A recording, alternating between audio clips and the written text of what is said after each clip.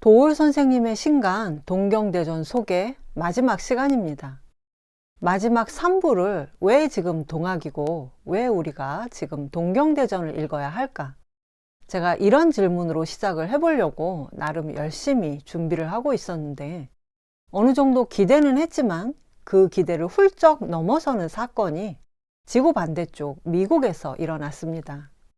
바로 제93회 미국 아카데미 시상식에서 윤여정 선생님이 여우조연상을 수상하신 건데요.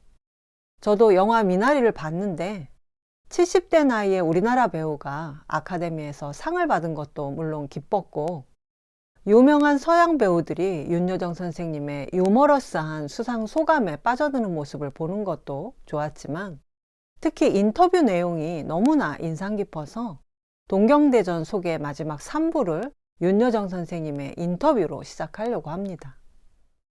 시상식이 끝난 뒤 있었던 온라인 기자간담회에서 기자가 최근 할리우드의 다양성 확대와 아시아 영화의 약진에 대한 의견을 묻자 윤여정 선생님은 모두를 놀라게 하는 메시지를 말씀하셨습니다. 사람을 인종으로 분류하거나 나누는 것은 좋지 않다. 심지어 무지개에도 7가지 색깔이 있다. 여러 색깔이 있는 것이 중요하다. 남성과 여성으로 구분하고 백인과 흑인, 황인종으로 나누거나 게이와 그렇지 않은 사람을 구분하고 싶지 않다. 우리는 따뜻하고 같은 마음을 가진 평등한 사람이며 서로를 이해하는 것이 매우 좋다고 생각한다. 서로를 끌어안아야 한다. 이런 말씀을 하셨습니다. 저는 이 인터뷰 기사를 보면서 윤여정 선생님은 사람이 누구나 하느님이라는 동학사상을 이렇게 쉽게, 그것도 영어로 전 세계를 향해 말하도록 뽑히신 분이라는 생각이 들었습니다. 따로 특별히 동학을 공부하지 않았어도 우리나라 사람들의 내면에 스며 있는 인내천 사상이 이 정도구나 싶어서 놀라기도 했는데요. 지금 우리가 동경대전을 읽고 동학사상을 알아야 하는 이유는 바로 윤여정 선생님의 말씀처럼 남성과 여성, 백인과 흑인, 황인, 성소수자까지도 서로 이해하고 끌어안고 평등하게 대하는 사회를 만들어가기 위해서입니다. 여기에 서로 다른 정치체제나 종교, 이념의 갈등까지도 극복해 나간다면 이게 바로 무국대도가 실현된 다시개벽의 세상이 아닐까요? 인종 갈등이 폭발하고 다양성의 확대가 벽에 부딪혀 있는 미국이 한국의 배우 윤여정 선생님의 메시지에 귀를 기울이는 것을 보면서 동학이야말로 지금 전 세계인에게 가장 필요한 배움이고 가르침이라는 생각이 들었습니다. 미국이 과학과 자본주의가 가장 발달한 선진국임에도 불구하고 미국 사람들이 자기 자신을 지켜줄 수 있는 것은 총기뿐이라고 생각하거나 자국 내 인종 갈등을 해결하지 못하는 이유는 이민자로서 신대륙을 점령하고 개척해온 미국 특유의 역사적인 배경도 있지만 미국인 대부분이 기독교인인 것과 상관이 있는 것 같습니다. 기독교의 하나님은 배타적인 것이 특징입니다. 구약의 야훼가 유대인을 제외한 다른 민족을 살해하고 도륙하는 것을 용인했듯이 미국인들의 하나님은 God bless America, 철저하게 미국의 이익을 옹호하는 하나님이고 나의 종족과 가족만을 보호하는 하나님입니다. 나와 다른 점을 가진 상대방을 악으로 규정하는 것을 용인하는 하나님이기 때문에 다른 종교, 다른 인종, 다른 성 정체성을 가진 사람들을 악으로 규정하는 문제가 끊임없이 되풀이될 수밖에 없습니다. 그에 비하면 다른 사람을 하느님으로 대하라는 수훈 선생님의 무국대도 동학은 21세기 인류가 추구해야 할 가치를 19세기에 미리 제시했다고 생각되는데, 안타깝게도 20세기 내내 우리는 우리 지식과 교양의 대부분을 서양을 베끼고 익히는 데 바쳐왔습니다. 서양 문화라면 일상적인 것까지도 배워야 한다고 생각했고, 과학과 학문, 특히 철학에서도 칸트나 헤겔, 플라톤의 철학의 개념 정도는 당연히 알아야 한다고 생각했는데, 서양 철학에 뭔가 대단한 지혜와 깨달음이 있을 거라고 생각하고 공부했지만 막상 힘들게 책을 읽어도 기대에 못 미치는 경험을 해보신 분들이 아마 많으실 겁니다. 저도 철학과를 나왔지만 바로 그런 경험 때문에 서양 철학 자체에 대한 흥미를 잃기도 했는데, 그런데 나중에 알고 보니까 서양 철학이 그렇게 어려웠던 이유는 다른 게 아니라 서양 철학 자체가 저의 삶에서는 한 번도 진지하게 생각해 본 적이 없었던 인격신의 존재와 초월적 세계를 어떻게 논리적으로 증명할 것인가에 대한 기나긴 주석이기 때문이었습니다. 동양인의 관심과 서양인의 관심이 근본적으로 다른 데서 온 어려움이었던 것이죠. 물론 거기서 근현대 과학과 학문들이 파생돼 나왔고 우리가 그 안에서 살고 있기 때문에 그 뿌리가 되는 서양 철학을 어느 정도는 알아야겠습니다만, 그러나 그동안 우리가 일방적으로 받기만 했다면 이제는 서로 주고받을 때가 됐다. 윤여정 선생님의 메시지에 전 세계가 관심을 기울이듯이 우리가 서양의 사상과 과학이 주도해온 세계를 비판적으로 바라보고 문제점을 고쳐나가기 위해서라도 이제는 동양 사상과 우리 사상 동학에 관심을 기울여야 할 때가 왔습니다. 동경대전 속의 3부에서는 다시 1권의 내용으로 돌아가 보겠는데요. 1권의 중심 내용은 대선생주 문집이라고 할 수 있습니다. 이 대선생주 문집은 그동안 잘 알려져 있지 않았는데 도울 선생님께서 최초로 상세하게 풀이하셨다고 합니다. 우선 대선생주는 큰 선생님이라는 뜻이죠. 원래 수훈 선생님은 교주나 교조가 아닌 그냥 선생님이셨는데 해월 선생님을 선생님으로 부르면서 자연스럽게 큰 선생님이 되셨습니다. 수훈 선생님의 일생을 적은 이 문집은 큰 선생님이 돌아가신 바로 다음 해인 1865년에 제자 박하선이 주도해 만들었다고 합니다. 그래서 동경대전에는 들어가 있지 않고 1권에 따로 실려 있는데 3부는 이 문집의 내용을 중심으로 소개하겠습니다. 경주에서 태어나신 수훈 선생님은 임진왜란과 병자 호란, 양란에서 공을 세운 정무공 최진립 장군의 7대 손이 되시는데, 도올 선생님의 연구에 따르면 아버지 근암공은 영남 유림 중에서도 퇴계학파의 정맥을 이으신 분이셨고, 경주하면 유명한 부자의 모범적 윤리를 실천한 경주 최부자댁 역시 최진립 장군의 후손으로 수훈 선생님의 큰 집이었다고 합니다. 이것만 봐도 범상치 않은 가계인데, 그러나 선생님은 아버지가 63세 때 30살 재가녀인 어머니에게서 태어났기 때문에 과거에는 응시할 수 없었습니다. 그러나 일찍이 총명했던 수훈 선생님은 17살 때 아버지가 돌아가시기 전까지 근암공의 훈도 아래 주자학을 깊이 접했던 것이 분명하다고 도울 선생님은 보십니다. 이후 20살 때 집에 큰 불이 나서 아버지의 모든 유산을 잃어버린 선생님은 한때 심취했던 무술도 버리고 10년간 행상을 하면서 전국을 다니는 주류팔로의 삶을 사셨다고 합니다. 그리고 이때의 경험은 수훈 선생님께서 세상에 대한 정보와 안목을 얻고 아편전쟁에 패배한 중국과 500년 이상 이어온 중국 중심의 세계관이 무너지게 된 조선의 운명을 깨닫게 된 그런 중요한 시기였는데, 문집에는 이 시기에 수훈 선생님에 대해 하는 일마다 잘 안 돼서 뜻한 바를 하나도 이루지 못했다고 했습니다. 하늘이 위대한 인물을 내기 위해서는 먼저 그 사람에게 고통을 준다고 하지 않습니까?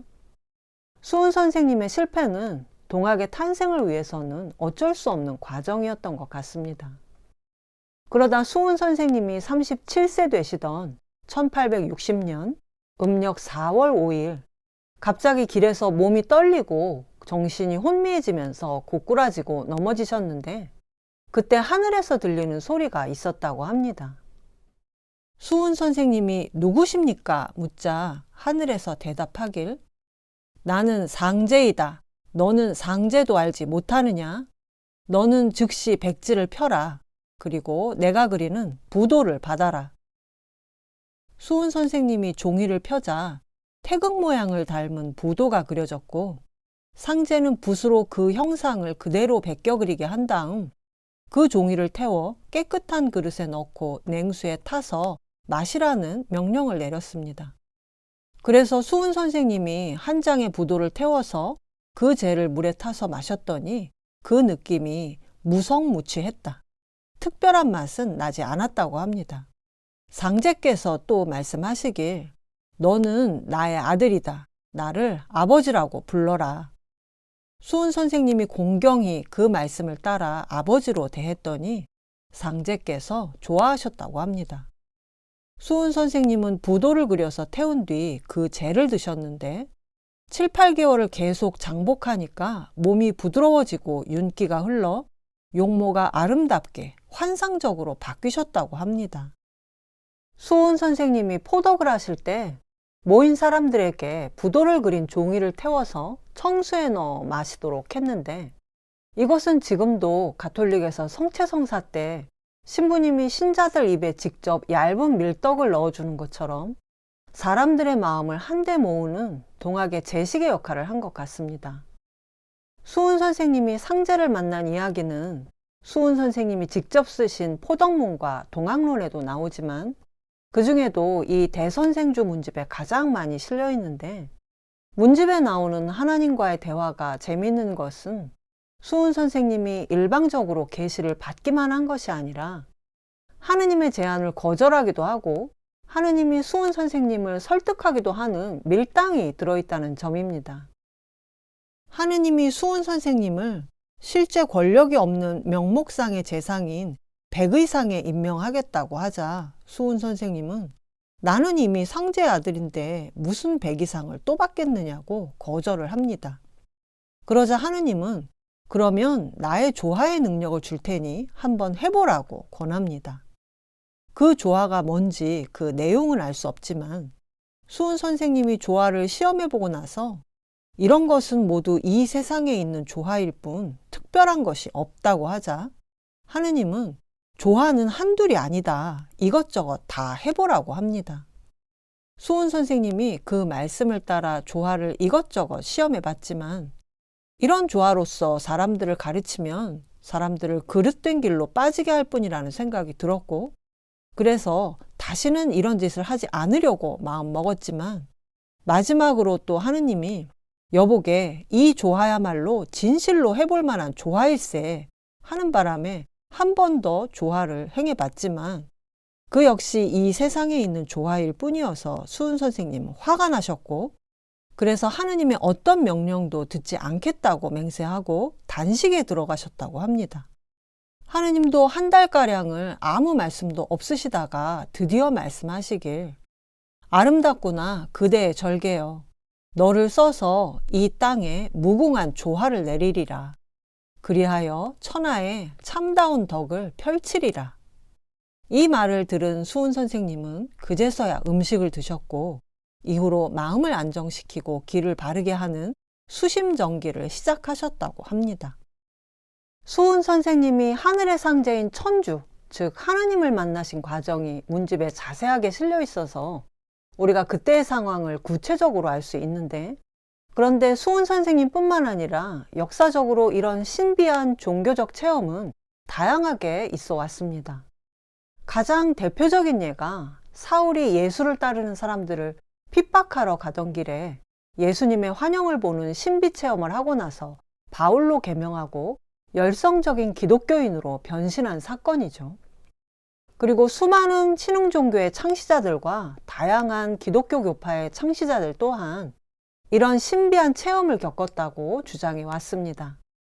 이 세계에서 이런 신비 체험은 흔하다고 할 수도 있는데 도울 선생님이 윌리엄 제임스라는 하버드 교수의 연구 내용을 소개하셨는데 여기에 의식의 신비적 상태에 4가지 특징이 나옵니다.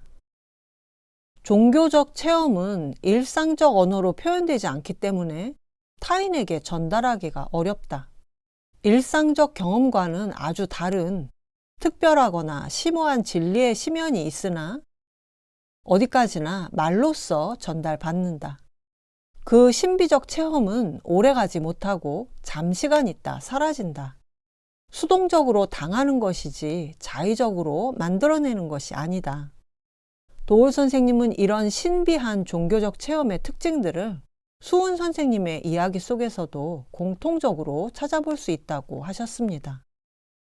그런데 문집의 이야기에서 주목할 만한 것은 수은 선생님은 하느님이 주신 여러 조화 중에 딱 하나, 부도를 그린 종이를 태워서 냉수에 타먹는, 인체에 큰 영향을 주지 않는 이거 하나 말고는 하느님이 제시한 벼슬인 100의상을 포함한 여러 조화의 방법들을 모두 거절했다는 점입니다. 이것은 마치 예수가 40일 동안 광야에서 기도할 때 악마가 찾아와서 돌을 떡으로 만들어 보라든가 산꼭대기에서 뛰어내리는 조화를 부려보라고 유혹한 것을 예수가 모두 거절한 것과도 비슷한 상황인데요.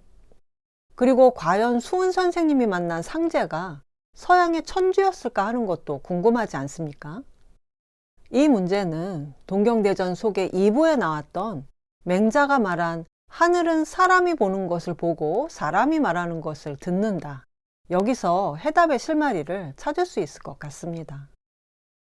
하늘의 소리가 결국은 사람의 소리이기 때문에 누구나 하느님의 소리를 들을 수는 있지만 그 사람이 들은 하느님 말씀의 내용은 결국 그 사람이 어떤 사람이냐에 따라 달라질 수밖에 없습니다. 따라서 조선 사람인 수은 선생님이 만난 상제가 유대의 민족신 야훼일 수는 없다는 것이죠.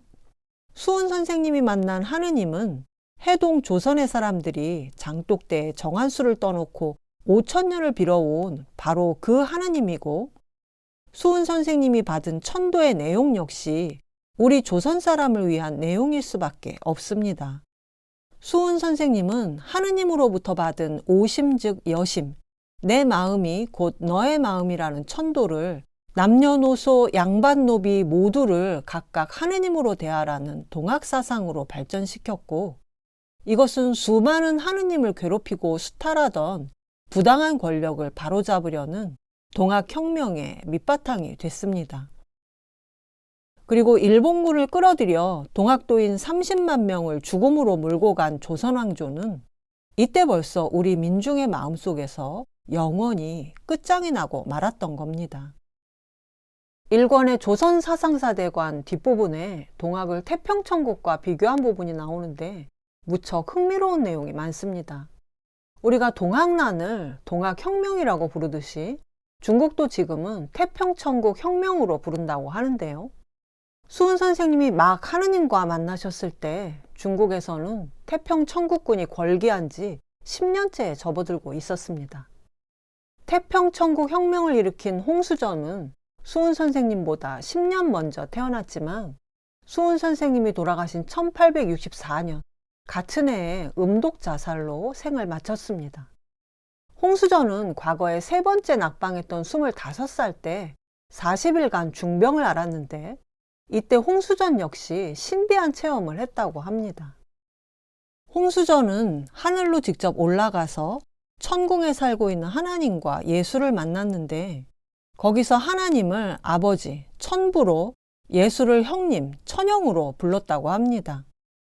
홍수전은 자신이 예수의 동생이고 형님인 예수가 하나님의 명으로 인간의 죄를 대속한 그 사명을 받아서 지상에서 백성들을 회개시켜 하나님을 경배하게 하고 요마인 만주족을 멸망시키는 과업이 자신에게 주어졌다고 확신했습니다. 그래서 반청흥한과 모든 남자는 형제요, 모든 여자는 자매라는 인간 평등을 내걸고 급격하게 세를 확장해 나갔는데 스스로 태평천국의 천왕이 된 홍수전은 남경을 수도인 천경으로 삼고 화려하게 꾸민 천경의 궁궐에서 80명의 궁녀에 둘러싸인 채 주로 구약을 읽으면서 하늘나라에 대한 사색을 즐겼습니다.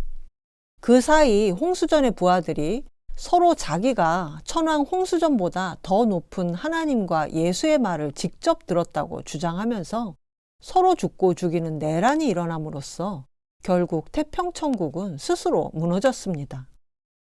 이 태평천국의 몰락에서도 볼 수 있듯이 신비한 종교 체험만을 기반으로 한 권력은 또 다른 사람의 신비 체험으로 부정될 수 있다는 한계가 있습니다.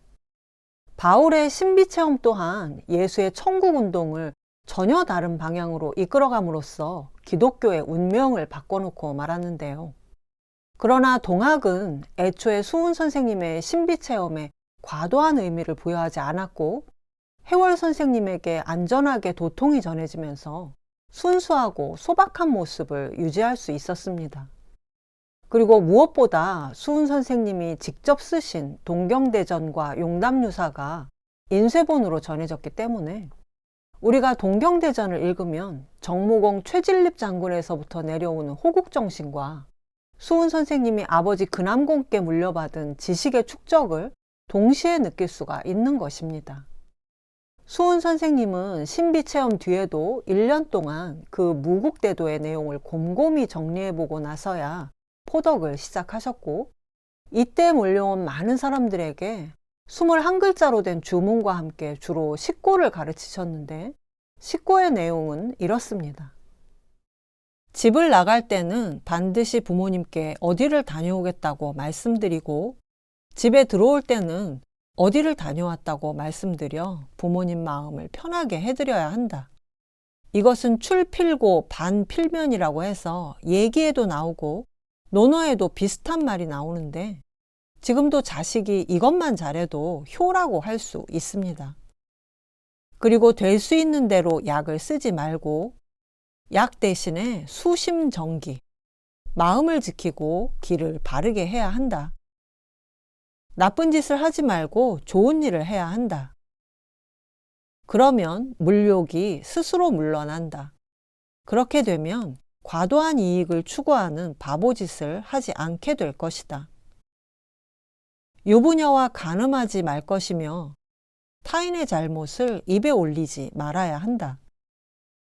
그리고 질이 좋지 않은 고기는 먹지 않는 게 좋다. 이 모든 것의 중심에 성경신 3글자가 있다. 도울 선생님은 21자 주문이 포덕의 핵심이라면 식고는 밥을 같이 먹었던 초기 공동체의 생활 계율과 같은 거라고 하셨습니다. 이렇게 동학의 가르침은 유교와 비교해봐도 크게 다르지 않고 오히려 소박했지만, 조선 주자학 정통주의에 위배됐기 때문에 영남 유림들은 동학을 서학과 같은 거라고 규정했고, 유림의 고발과 탄압 때문에 수훈 선생님은 경주를 떠나 전라도 남원의 은저감으로 옮기셔서 여기에서 동경대전의 주요 경문들을 저술하셨습니다.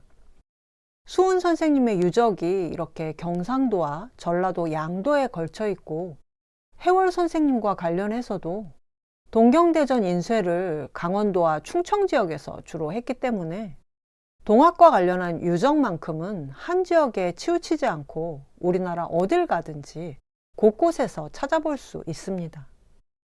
또 일제시대 천도교가 전국에 퍼져서 지금도 북한의 조선노동당 다음 가는 제2당이 바로 조선 천도교 청우당일 만큼 북한에도 천도교 조직이 남아있기 때문에 우리나라 지역 감정은 물론 남북을 잇는 중요한 공통 분모 중에 하나가 바로 동학이라는 것이 대단히 중요한 포인트라고 생각됩니다. 수훈 선생님은 3년간의 포덕 끝에 1864년 3월 10일에 대구 남문 밖에서 유교의 가르침을 어지럽히고 백성을 현혹시켰다는 죄목으로 참수되셨는데, 도울 선생님은 수훈 선생님을 예수와 공자, 모하메드, 소크라테스와 시타르타에 견주어서 말씀하셨습니다. 기나긴 탐색 끝에 3년의 공생애를 살았다는 것은 예수와 비슷하고, 늙은 아버지와 젊은 엄마 밑에서 불우한 처지로 태어난 것은 공자와 비슷하며, 생애의 어느 시점에 어쩔 수 없는 운명적 힘에 의하여 계시를 받았다는 것은 마호메트와 비슷하고, 시대를 어지럽혔다는 사회적 죄목으로 차명을 받은 것은 소크라테스와 비슷하고, 기존의 사유체계와 가치관을 완전히 뒤엎는 새로운 논리적 사고를 하였다는 측면에서는 시달타와 통한다. 위대한 인물의 생애에는 몇 가지 공통점이 있는 것 같습니다. 어려운 처지에서 일찍 각성을 한다든가, 평범한 사람은 이해하지 못하는 거대한 포부를 품었지만 자신의 당대에는 결실을 보지 못한다든가 하는, 바로 그렇기 때문에 수훈 선생님의 삶과 죽음이 후대 사람들에게 크게 영향을 끼쳤던 것 같습니다. 수훈 선생님이 천도를 받으셨던 1860년 즈음에는 거의 해마다 콜레라와 같은 전염병이 극심하게 유행해서 모여서 공부하는 게 금지됐었다고 합니다. 요즘 우리의 코로나 상황과 비슷하죠. 국가적인 방역의 개념이 없던 그 시절에 괴질에 대한 공포에 빠진 민중에게 구원과 위로의 손길을 내민 것이 바로 동학이었고, 수훈 선생님은 다시개벽을 말함으로써 민중이 전염병을 극복하고 새로운 세상까지도 꿈꿀 수 있게 하셨습니다.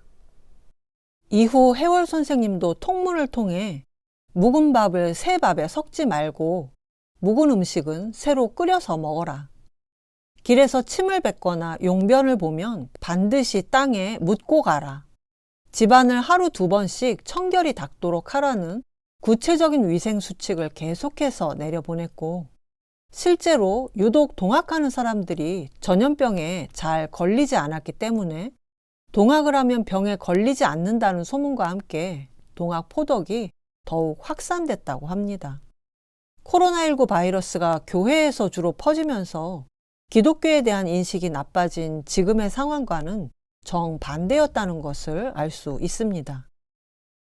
현재 우리의 상황도 코로나19라는 바이러스의 정체를 알고 있을 뿐 여전히 전 세계적인 전염병의 위협에 시달리고 있고, 여전히 강대국인 미국과 중국의 패권 다툼 사이에 끼어 있기 때문에 150년 전의 상황과 지금을 비교해 볼 수 있는 도울 선생님의 동경대전 역조가 세상에 나온 것은 정말 기가 막힌 타이밍인 것 같습니다. 코로나19 바이러스가 전 세계에 창궐하면서 우리는 비로소 서양에서 출발한 과학 중심주의와 자본주의적 탐욕이 어떻게 지구를 망가뜨리고 인류를 위협하는가에 대한 성찰을 시작할 수 있었습니다. 이제 우리는 전 세계적인 대안을 마련해야 하는데, 과연 서구 사상이 그런 역할을 할 수 있는가? 미국이 그런 역할을 할 수 있는가? 질문하지 않을 수 없는데요. 서구 사상과 과학, 자본주의의 논리는 기독교와 동일하게 하나님이 인간에게 얼마든지 자연을 파헤치고 이용해서 인간의 이익과 욕망을 무제한으로 추구할 수 있는 권리를 주셨다는 입장입니다. 일본이 인류가 공동으로 쓰는 바다에 방사능 오염수 120만 톤을 30년에 걸쳐서 방류하겠다고 하고, 미국이 그것에 동조하면서 든 근거가 국제관행과 과학적 수치인데, 이것의 이면에는 방사능 오염수의 처리 비용을 줄여보겠다는 자본주의 논리가 숨어 있습니다. 이런 과학과 자본주의 논리의 결합이 지구 생태계와 인류의 안녕을 과연 보장할 수 있을까요? 반대로 동양에는 인간이 자연을 신성하게 여기고 함께 공존해야 한다는 천지인 삼재 사상이 노자와 유교, 불교, 그리고 우리 고조선의 홍익인간에서부터 동학사상까지 있어 왔는데, 동양과 서양이 전면적으로 부딪혔을 때 일방적으로 서양이 승리한 이후 단 한 번도 존중받은 적 없지만, 그러나 여전히 유불도와 인내천의 동학사상이 우리 내면에 면면이 흐르고 있기 때문에 우리는 그동안 4.19 혁명과 5.18 광주민중항쟁, 87년 6월항쟁, 촛불혁명까지 우리 스스로 민주주의의 가치를 쟁취해 올 수 있었습니다. 이제 문화적으로도 우리 노래, 우리 영화, 우리 스포츠가 서양을 놀라게 하고 새로운 가치를 선도해 가고 있는데, 사상만은 서양 사상이 정해둔 틀을 그대로 따라가야 할까요? 서양이 해답을 제시할 때까지 답답하게 기다리고만 있을 게 아니라 우리가 먼저 제시하고 행동할 수는 없을까요? 그 답이 여기 도울 선생님께서 풀어내신 동경대전에 있습니다. 수훈 선생님과 도울 선생님의 공통적인 말씀은 서양 사상의 본질을 똑바로 보고 우리의 성실한 하느님을 회복해서 정신 똑바로 차리고 나를 존중하고 이웃을 하느님으로 대하라는, 어찌 보면 평범한 성경신의 가르침인데, 저는 자본주의 사회에 살면서 자본을 가지지 못한 사람인지라 가끔 소외감과 열등감을 느끼다가 이런 평범하지만 깊은 가르침을 가슴을 열고 받아들이고 나니까 진짜 한결 몸과 마음이 편해지는 걸 느꼈습니다. 그리고 이런 평범하고 성실한 생활 속에 서구의 과학과 자본주의가 제시하지 못하는 인류의 미래가 담겨 있다는 확신이 듭니다. 이것으로 부족하지만 3번에 걸쳐서 도올 김용옥 선생님의 동경대전 역주를 소개해 드렸는데 끝까지 들어주신 구독자분들께 진심으로 감사드립니다. 아직 끝난 게 아니고요. 끝으로 동학사상의 핵심이 들어있는 수은 선생님이 직접 지으신 21글자로 된 주문을 보여드릴 건데 아주 짧으니까 쉽게 외우실 수 있습니다. 일상생활에서 화가 나거나 기분이 좋지 않을 때 이 주문을 계속 외우면 효과가 있다고 합니다. 지기금지 원위 대강. 지극한 하느님의 기운이 지금 나에게 이르렀으니 원컨대 그 기운이 크게 내리소서. 시천주 조화정. 하느님을 내 몸에 모시었으니 나의 삶과 이 세계의 조화가 스스로 바른 자리를 갖게 하소서. 영세불망 만사지. 일평생 잊지 않겠나이다. 하느님의 지혜에 따라 만사를 깨닫게 하소서.